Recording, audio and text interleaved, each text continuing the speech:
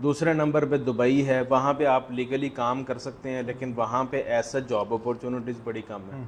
और तीसरी ऑप्शन जो है ना, मेरे हिसाब से इस वक्त की बेस्ट ऑप्शन ओके। वो साउथ साइप्रस है। देखिए साइप्रस के दो पार्ट्स हैं, एक नॉर्थ साइड है जो कि टर्की के अंडर आता है, वहाँ पे लीरा चलता है। मैं उसकी बिल्कुल भी बात नहीं कर रहा, लोग इसको मिक्स कर देते हैं। ठीक है। मैं नॉर्थ की बजाय साउथ साइप्रस की बात कर रहा हूँ, जिसको यूरोपियन साइप्रस या ग्रीक साइप्रस भी कहते हैं। यहाँ पे यूरो चलता है, ठीक है। शेंजन की अपकमिंग लिस्ट में शामिल है, ओके। और यहाँ पे लिविंग कॉस्ट जी। सबसे कम है पूरे यूरोप में, ओके। और रिक्वायरमेंट्स भी सबसे कम है। मतलब जस्ट 5 बैंड्स अगर आपके आइल्स में है, इवन 4 भी हैं, ओके। आप फिर भी जा सकते हैं। ठीक है।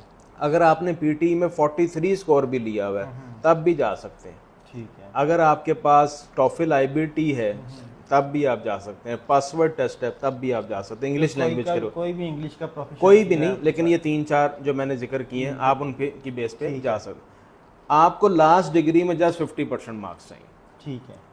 मैट्रिक का बच्चा भी जा सकता है, मतलब उसके अगर 50% मार्क्स और वो विदाउट इंग्लिश लैंग्वेज टेस्ट जा सकता है। अच्छा। तो ये ऑप्शन है। फिर आप अगर बात करें इंटरमीडिएट के बच्चे के लिए, तो उसके 50% मार्क्स हैं, 5 बैंड आइल्स में है, वो जा सकता है। गैप भी एक्सेप्टेबल है, मतलब 2-4 साल नहीं, 10-12 साल का। ओके। मतलब अगर आपने इंटरमीडिएट किया हुआ है, आपकी उम्र 30 साल से कम है, ठीक है। तो आप 5 बैंड आइल्स के लेकर आए और आप जा सकते हैं। उन्होंने गैप को एक्सक्लूड कर दिया, सिर्फ एज लिमिट। एज लिमिट है, गैप उसके हिसाब से एडजस्ट हो जाता है। मास्टर्स के लिए जाना चाहते हैं, आपने 16 ईयर्स की एजुकेशन की हुई है, आपकी उम्र 40 साल से कम होनी चाहिए। ठीक है।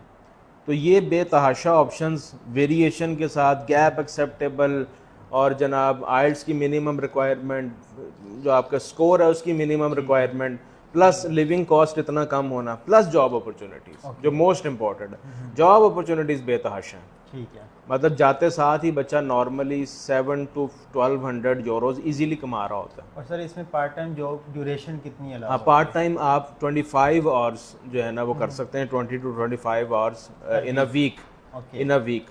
और जब आपकी सेमेस्टर ब्रेक आती है देन आप 38 आवर्स तक कर सकते हैं इन अ वीक। ओके। हॉस्पिटैलिटी यहाँ की मेजर समझे कि एक स्ट्रीम है। ओके। छोटा सा मुल्क है, 10-12 लाख की आबादी और 10-12 लाख ही हर वक्त वहाँ पे। तो सर इंटरमीडिएट करने के बाद pre medical, pre engineering, ICS, Icom, या कोई भी किसी स्टूडेंट ने 12 इयर्स एजुकेशन की है, तो उसके लिए ग्रेजुएशन में कौन कौन से ऑप्शन हैं जहाँ पर वो एडमिशन ले सकते हैं? हाँ, ये भी बाकी ममालिक की तरह आपके इंटरमीडिएट को जो पाकिस्तान से हम करते हैं उसको ईयर 12 भी कंसिडर करते हैं। 12 इयर्स एजुकेशन कंसिडर करते हैं, स्पेशलाइजेशन में नहीं जाते हैं। मतलब आपने इवन एफए भी किया हुआ है, आप मेडिकल फील्ड चूज़ कर सकते हैं वहाँ। ओके। मेडिकल में सबसे बेहतरीन कोर्स वहाँ पे नर्सिंग का चल रहा है, नर्सिंग अवेलेबल है। और नर्सिंग के लिहाज से अगर आप देखा जाए तो पाकिस्तान में जो प्राइवेट इंस्टीट्यूट नर्सिंग करवा रहे हैं उनसे शायद सस्ती कॉस्ट में आप वहाँ पे नर्सिंग कर सकते हैं। और बड़ा अच्छा, मतलब एक इंटरनेशनल लेवल की आप डिग्री ले रहे होते हैं, यूरोपियन या यूके क्वालिफिकेशन आप ले रहे होते हैं। ठीक है। और उसकी डिमांड भी बहुत ज़्यादा है। नर्सिंग वाले कोर्स में आफ्टर अ ईयर आपको जॉब की कंफर्मेशन भी मिल जाती है वहीं पे ही। ओके। इसी तरह आप हॉस्पिटैलिटी वाला कोई भी कोर्स ले सकते हैं, होटल मैनेजमेंट ले सकते हैं, इस तरह के कोर्सेज हैं। फिर आप बिज़नेस लेवल के कोर्सेज ले सकते हैं, बीबीए कर सकते हैं, उसमें एचआर, बाकी जितने भी इंटरनेशनल लॉ कर सकते हैं आप वहाँ पे। एलएलबी कर सकते हैं, एलएलबी ऑलरेडी किया हुआ तो एलएलएम कर सकते हैं। ये सारी ऑप्शंस मौजूद हैं। तो मतलब वैरायटी ऑफ आईटी से relevant, cyber security, artificial intelligence, तमाम कोर्सेज वहाँ पे आपके लिए अवेलेबल है।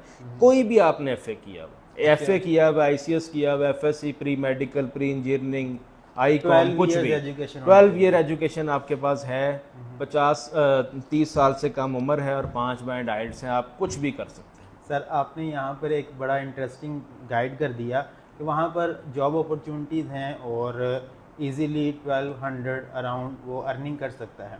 तो ये तो एक अर्निंग का एक बेहतरीन आपने सोर्स भी बता दिया। तो यहाँ पर लिविंग कॉस्ट कितनी आ रही है और स्टूडेंट को जाने के लिए इनिशियली कितनी इन्वेस्टमेंट उसके पास होनी चाहिए? हाँ, इनिशियली अगर हम इन्वेस्टमेंट की बात करें तो हम जो एक मुकम्मल पैकेज जिसमें इंक्लूडिंग ईच एंड एवरीथिंग शामिल है आफ्टर सेल सर्विसेज के साथ, Okay. मतलब वहाँ पे आपको एयरपोर्ट पिक एंड ड्रॉप, फिर आपके लिए रहाइश का अरेंजमेंट और आपके लिए बैंक अकाउंट ओपनिंग और TRC एप्लीकेशन के तमाम अखराजात के साथ आपकी medical insurance, each and everything included, आपके लिए driving licence within 1 month बनवाना, ये सारी चीज़ें हम इसकी टोटल कॉस्ट 25 लाख चार्ज कर रहे हैं। ओके ठीक है जी। अब ये तो हो गई कॉस्ट की हद तक बात। बाकी वहाँ पे जाके कमाने के लिहाज से या लिविंग कॉस्ट के लिहाज से, लिविंग कॉस्ट वहाँ पे जब आप शेयरिंग बेसिस पे रह रहे हैं तो मैक्सिमम आपकी कॉस्ट आती है 250 यूरोस पर मंथ। नॉर्मली आप इससे ज़्यादा नहीं, इसमें आपकी रेंट शामिल है, तकरीबन 150 से लेकर 220 यूरो तक आपको शेयरिंग पे रेंट पे कमरा मिल जाता है। ओके और 35 से 40 से 50 यूरो के दरमियान आपका मंथली राशन आ जाता है। ठीक है। और उसमें बच्चे सारे मिल के अपना खाना जो भी बना के, और उसके बाद आप देखें जब आप कहें कि जी मैंने आउटिंग बाहर से खाने फिर तो ये 250 यूरो आपका शायद एक दिन में लग जाए, लेकिन जब आप बाहर जाते हैं और इस तरह सारे मैनेज करते हैं तो ये इतने बजट में आपका इजीली हो जाता है। हॉस्पिटैलिटी में एक वहाँ पे कोर्स है शिपिंग का, शिपिंग एंड लॉजिस्टिक्स का।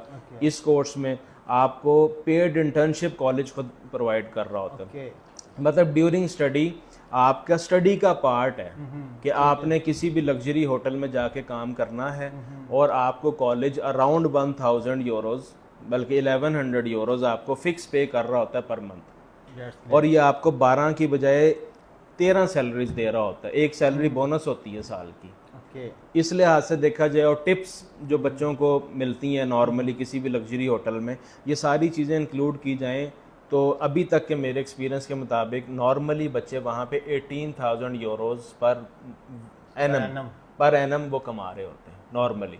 अब ये कम भी हो सकते हैं, ज़्यादा भी हो सकते हैं, ये स्पेसिफाई नहीं मैं कर सकता हर बच्चा ही जाके कमा रहा होगा, क्योंकि हर बंदे ने अपने हिसाब से काम करना है।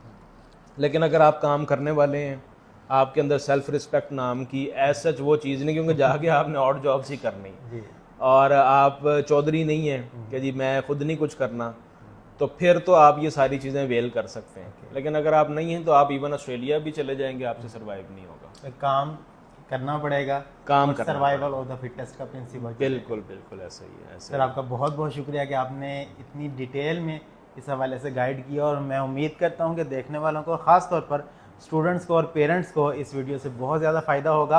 आप कोई बात पूछना चाहते हैं तो आप कमेंट्स में पूछ सकते हैं, अपना फीडबैक देना मत भूलिएगा। अपना और अपने प्यारों का बहुत सारा ख्याल रखें, दुआ में याद रखिएगा। अल्लाह हाफिज़। अल्लाह हाफिज़।